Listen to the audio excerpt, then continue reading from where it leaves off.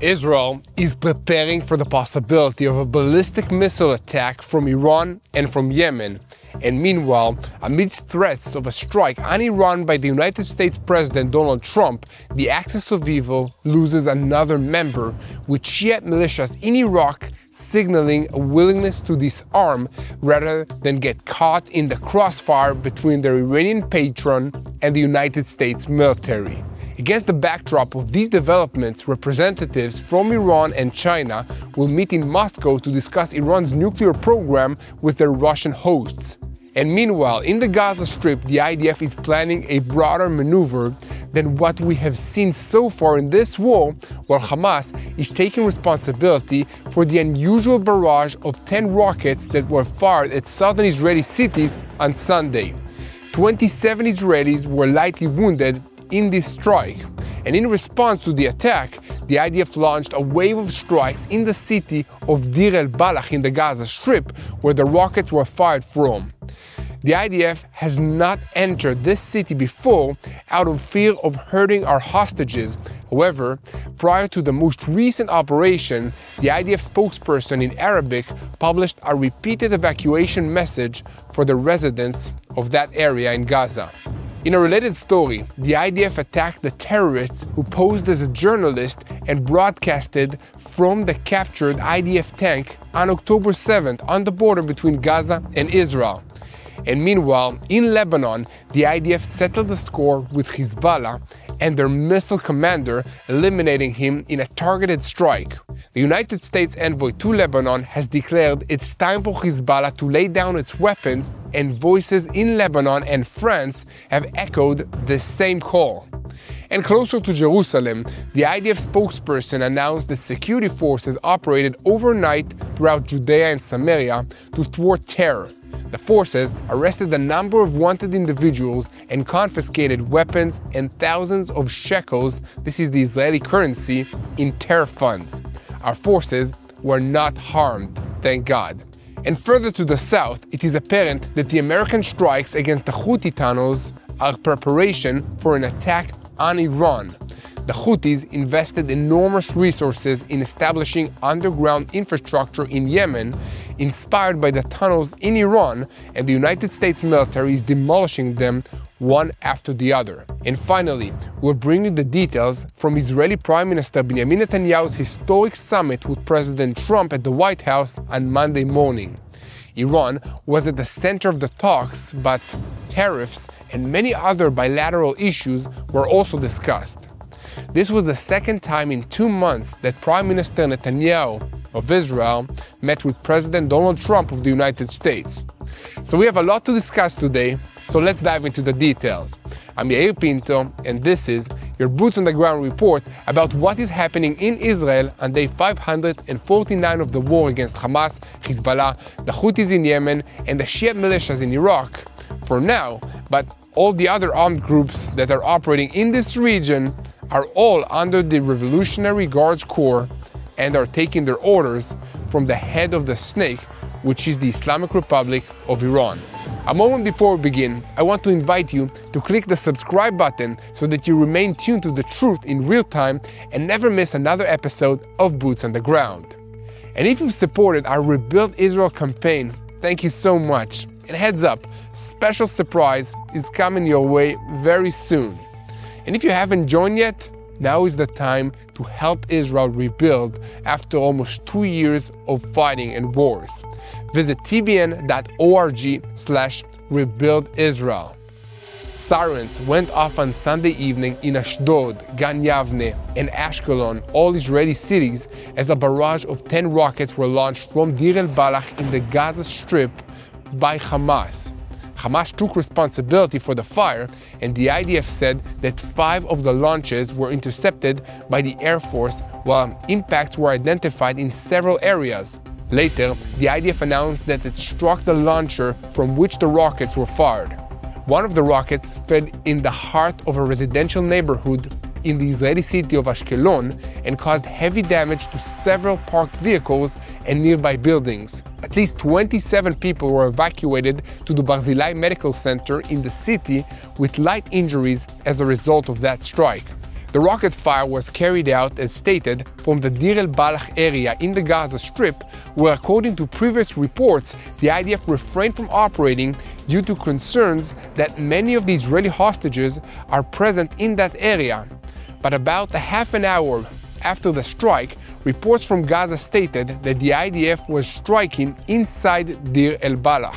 The IDF spokesperson in Arabic has published a repeated evacuation message to the residents of the Gaza Strip, saying, "This is an early warning. Before an attack, we will strike powerfully any area used to fire rockets at Israel."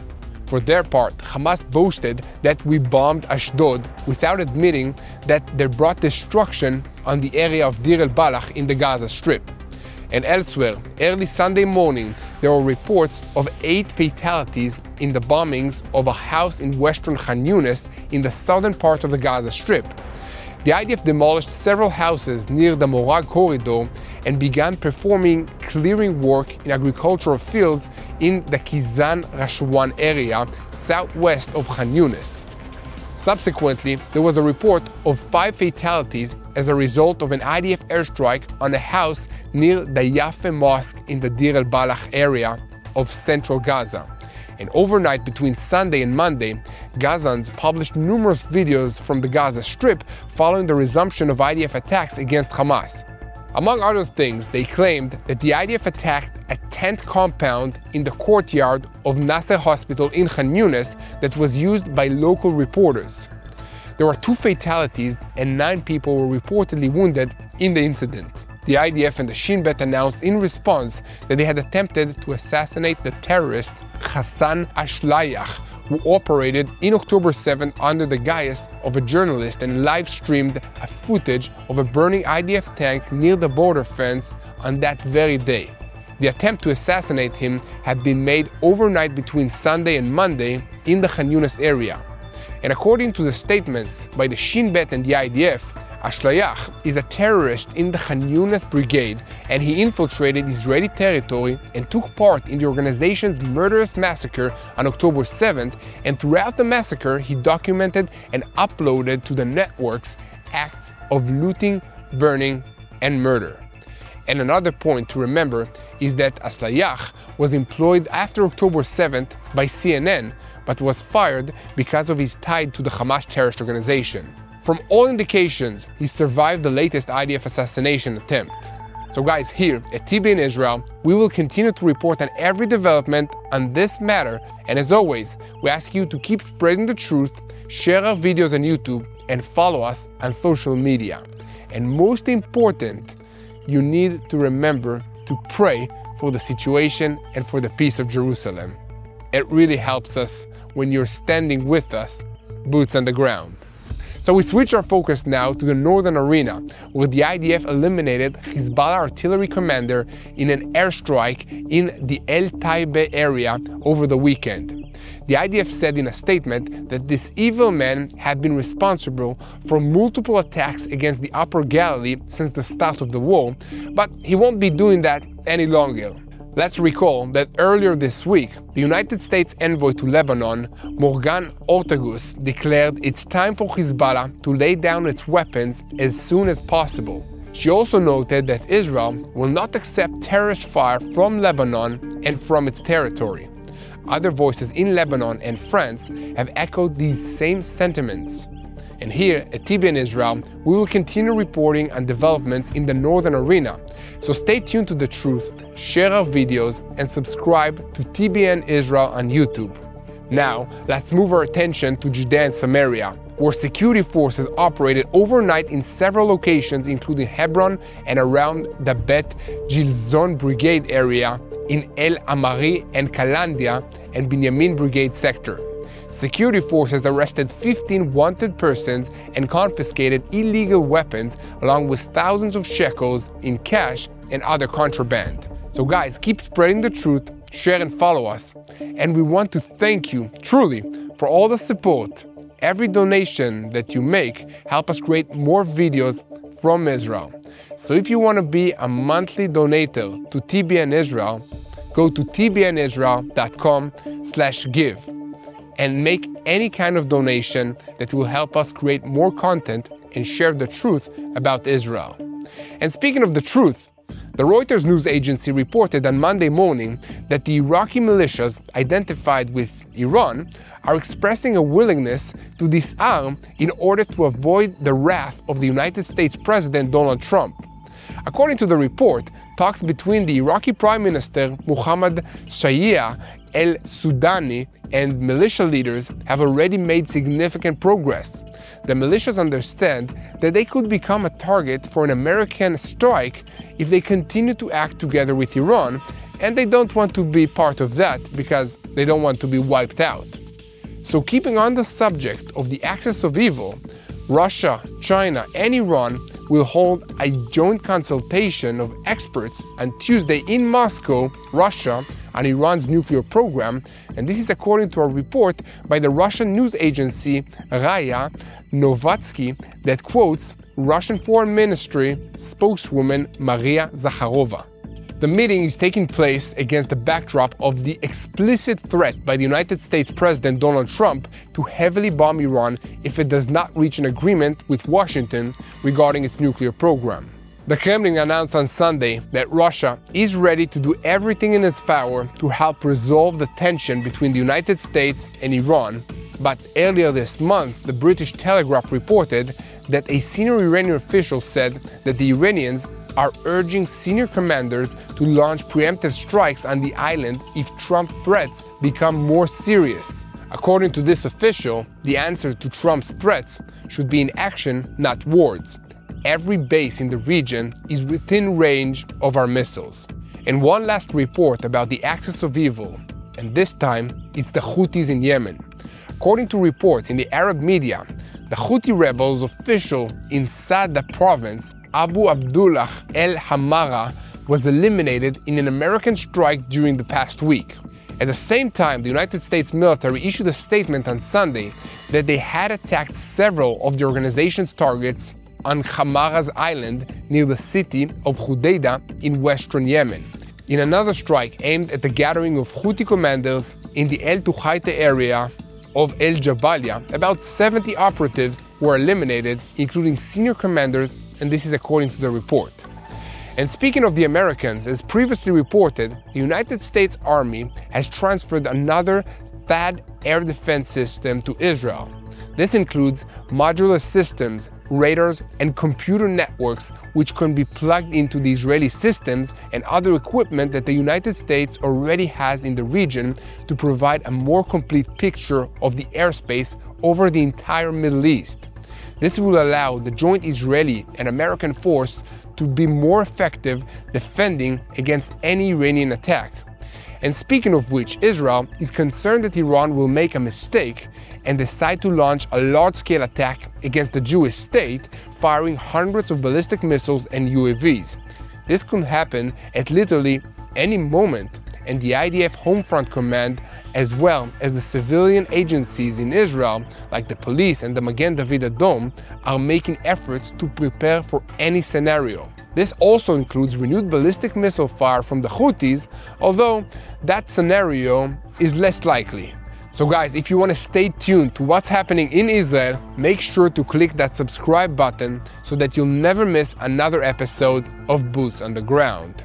And now, let's move on to the meeting between Prime Minister Benjamin Netanyahu and President Donald Trump at the White House. This is the second such meeting since Trump returned to the White House in January. And before the meeting, the White House announced that the press conference that was scheduled to be held at the end of their meeting was cancelled, and the two leaders held a work lunch.